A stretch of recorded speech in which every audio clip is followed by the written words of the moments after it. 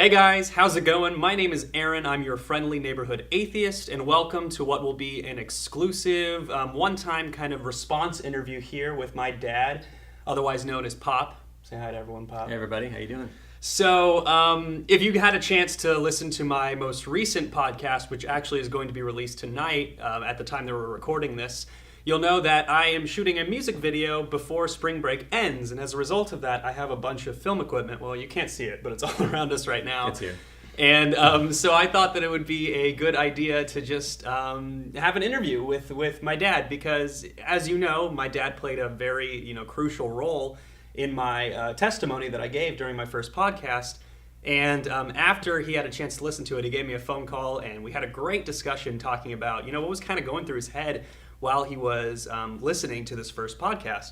And so I thought that the things that he shared were very interesting, that some of you might want to hear as well. And so I've comprised a list of a couple of interview questions that I'm going to ask him, and he'll kind of give his thoughts on what he was thinking while he was listening. So let me pull that out. I'll cut this out. 4, 3, 2, 1. So how did you feel when you were kind of getting ready to listen to the podcast for the first time?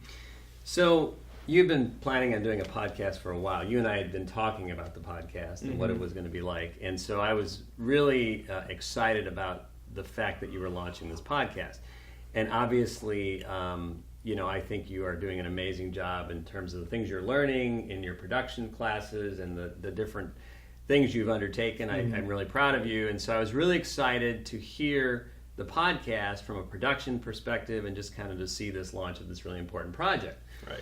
At the same time, I knew the topic, which was your testimony about becoming an atheist. Right. And I knew that I was going to be a part of that testimony. And so as an evangelical Christian, I had some apprehension of what that might look like. Right.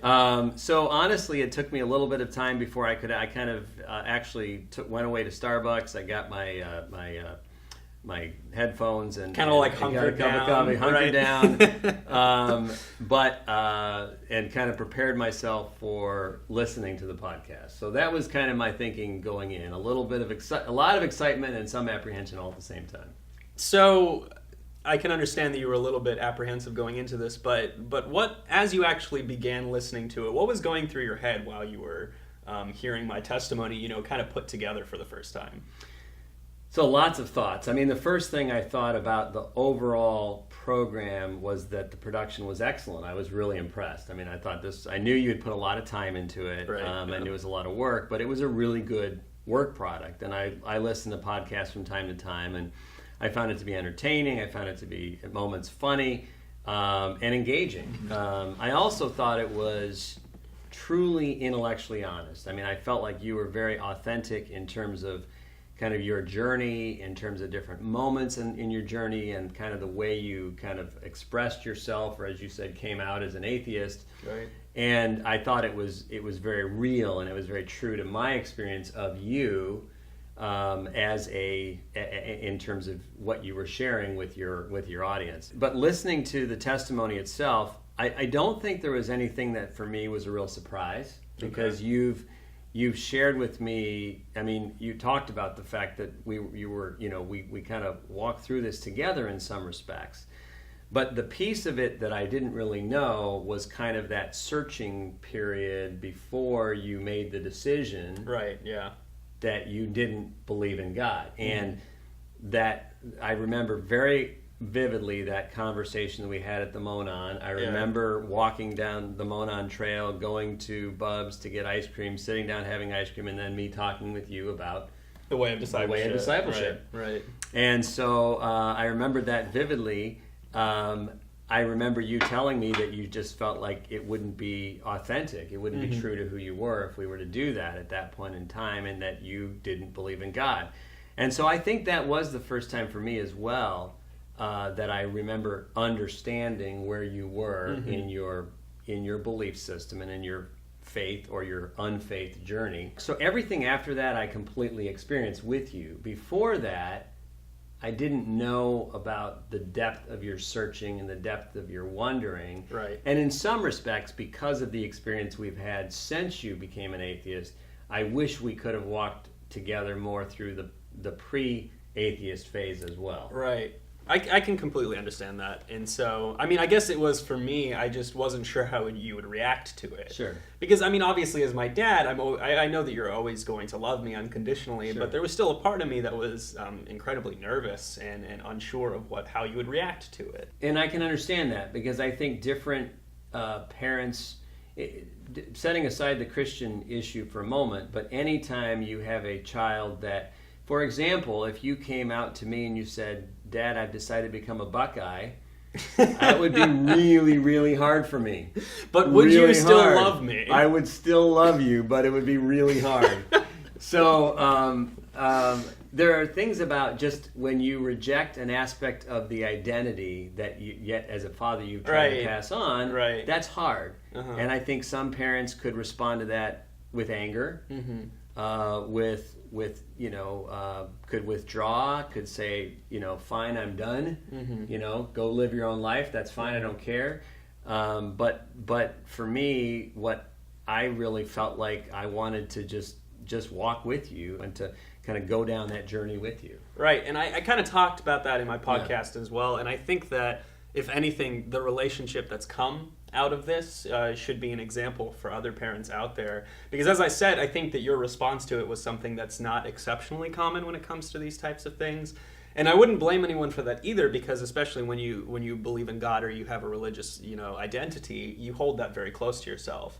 And so when your son or someone close to you rejects that, it almost feels like a personal attack. It's very easy to take it in that way. Well, and some of it was personal or early on. So, And that is true. Right. So now the dialogue we have is deeply respectful, deeply honoring, and at times we joke with each other because we know what each other is thinking. Right. But early on, as you acknowledge in your podcast, you were a little bit angry and bitter and confrontational, Militant in a sense. and I chose to absorb a lot of that. I just chose to kind of let you kind of say those things, recognizing there was some hurt, and some of the things you said were hurtful to your mom and me. But we were able to, in a mature relationship, talk about that, and we told you about some things that you did that were hurtful, and you took responsibility and apologized. And I felt like came to a place where you genuinely respect our views and diversity of views, and have really used that as a launching point for this podcast, which is really about creating dialogue. Correct. We're creating respectful dialogue among people of different belief systems, which is not what our culture is doing today. Right, absolutely. And so one question that actually kind of plays into that is what would you say to a parent who is in your position, who has a son who might not, and I mean, it doesn't even have to be this particular dynamic with Christianity and atheism, but what would you say to a parent who is facing this type of situation where their child wants to deviate from something that's incredibly personal and important to them? Well, that's a really good question. I mean, I don't have any regrets about the decision that your mother and I made to love you unconditionally through this journey. And so my advice to any parents would be, do that. Just unconditionally love your children and let them know that they are safe with you, that they can be themselves with you, that they can be authentic with you, and that you love them unconditionally. And I think in that place of safety, what that will do is open up your child to want to be honest with you. Because I think if we rejected you, or if we condemned you, then your logical response would have been to withdraw. Right. But yet, as you said in your podcast, and I think it's true, our relationship is closer than it's ever been. Right. Largely because we've gone through this journey together. Right. And so I guess what I would personally say is pulling from my own experience, I think all parents should pursue them. If anything, if your child is expressing that they want to deviate from you, that's your opportunity to pursue them even more.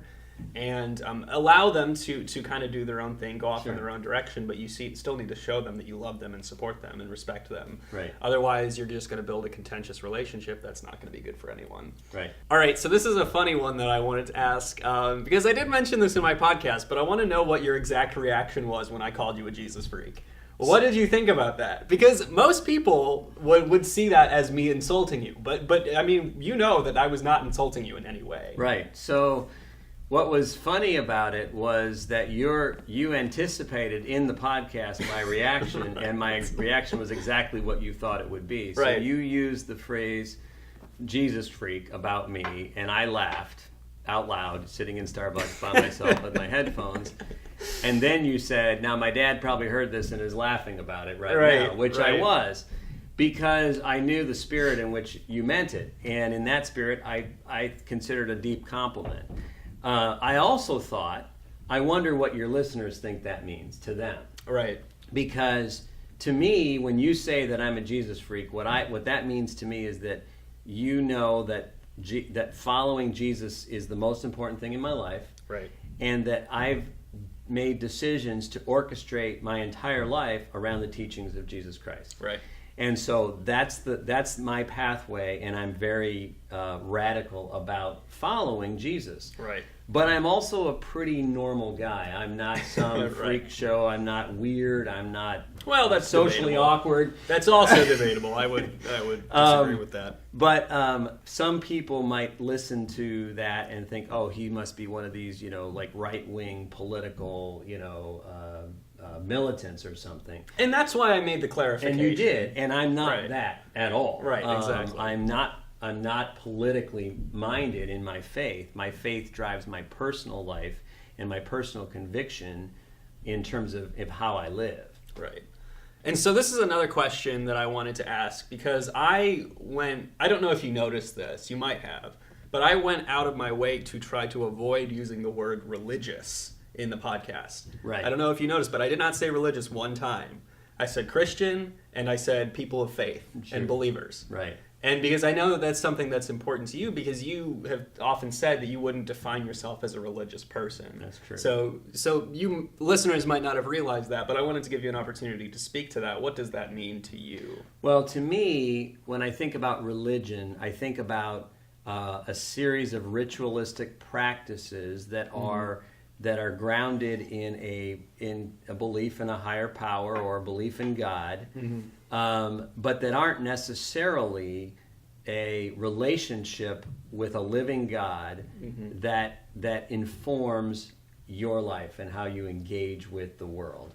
To me, religion is about practices, and I think Jesus preached against religion. He preached against the Pharisees and the rulers who created obstacles for people getting into heaven, as opposed to teachings about a way of life and a calling and a mission that compels you into the world to make a difference and to change the world for good.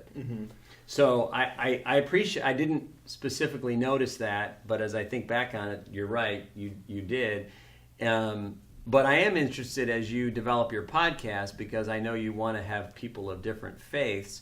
I'm not sure a lot of people, even a lot of Christians, would necessarily have the distinction in their minds that I do in terms of religion versus faith. I agree. So now that you've kind of heard my first podcast and you've seen everything laid out, what sort of things are you looking forward to in the show going forward? I'm looking forward to hearing you interview guests from a wide divergence of perspectives, faith, unfaith. And I'm looking forward to seeing how those people engage in their world to change the world for good. So it's very interesting. This is a little bit of a side note. At the beginning of your podcast, you defined what an atheist is. And you said atheists aren't this. We're not a bunch of jerks. We're not a bunch of, but really atheism, as you said, is an absence of a belief in God. There's not really a unifying character quality in that atheists can be everything, probably from some of the kindest human beings in the world to some of the most arrogant and unpleasant human beings in the world. Correct. Just like Christians, Right. just like Buddhists, just like people of any faith Right. or non-faith tradition. So I'm curious to see how, as you engage people, how they, A, what do they believe? And B, how does that inform how they engage with the world? Right. And I would say, how does that inform how they engage with others who share those beliefs? So I'm curious to learn about that, and I'm curious to see, as you bring in different people, how does their faith or their unfaith affect their paradigm of the world, and how do they change the world because of that?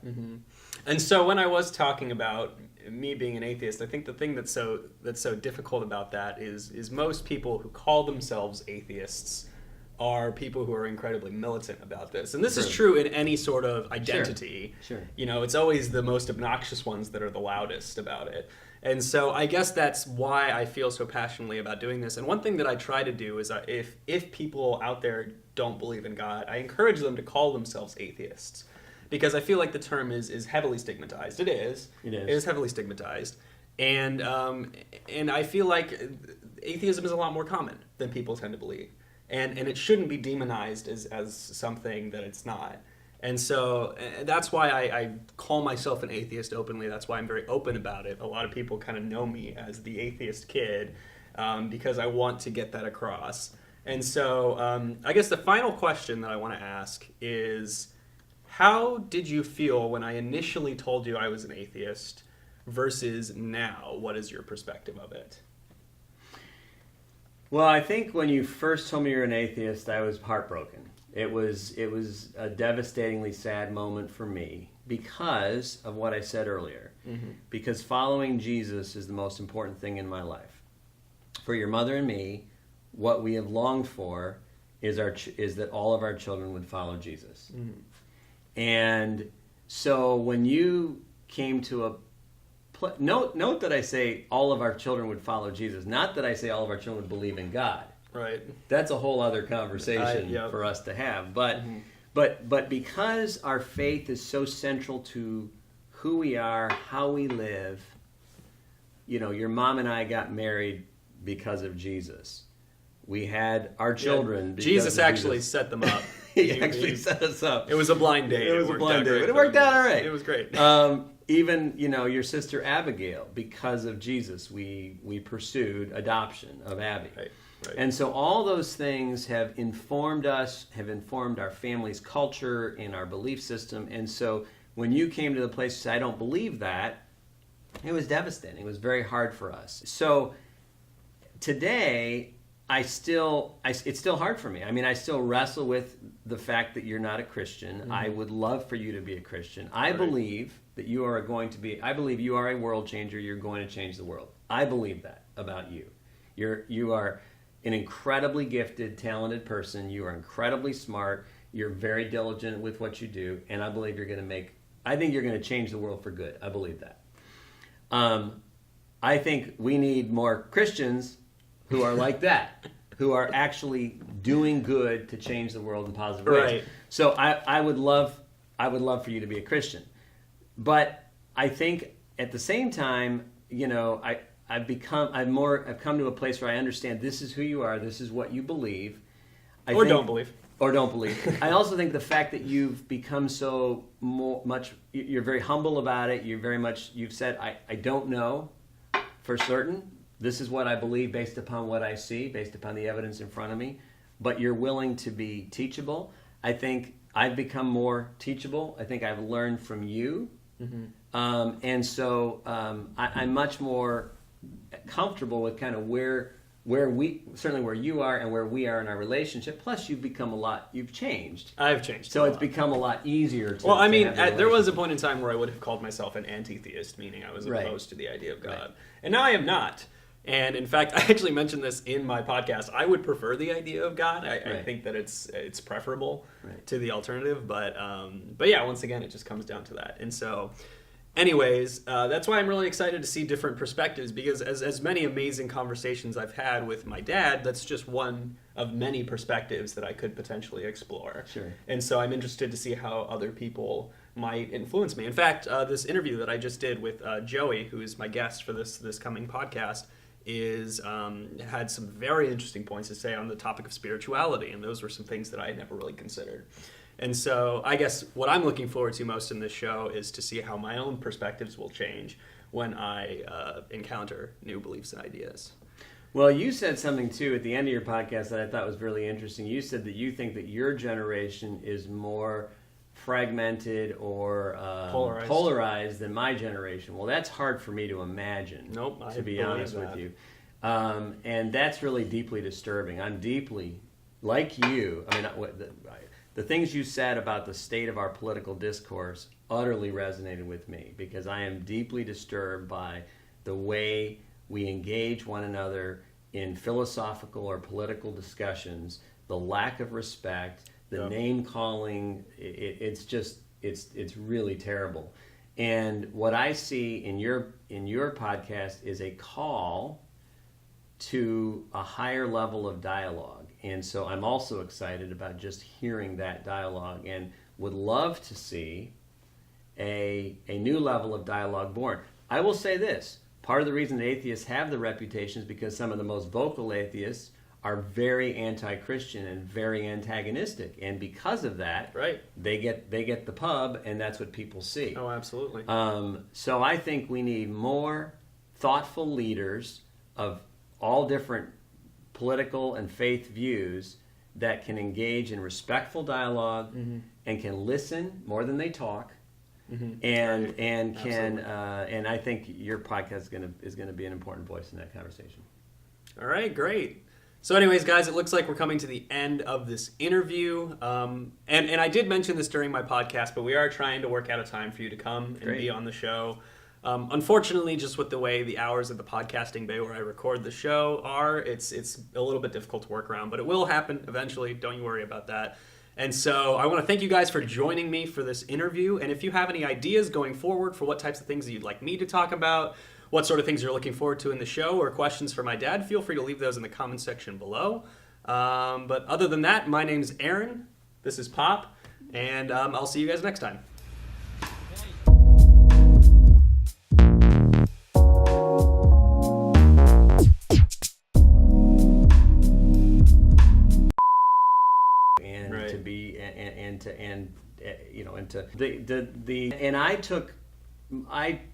I chose, so I mean, I don't open up your child